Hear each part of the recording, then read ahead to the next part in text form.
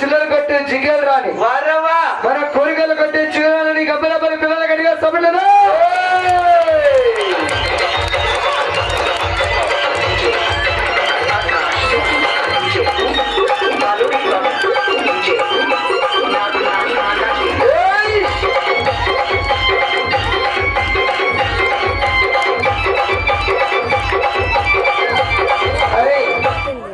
కూరగాయల మొక్క వచ్చేసింది ఖాళీ కంపైపోయింది అన్ని అమ్మేసింది ఇప్పుడు కోతి రింగుల జంపింగ్ అయితే దూకుతుంది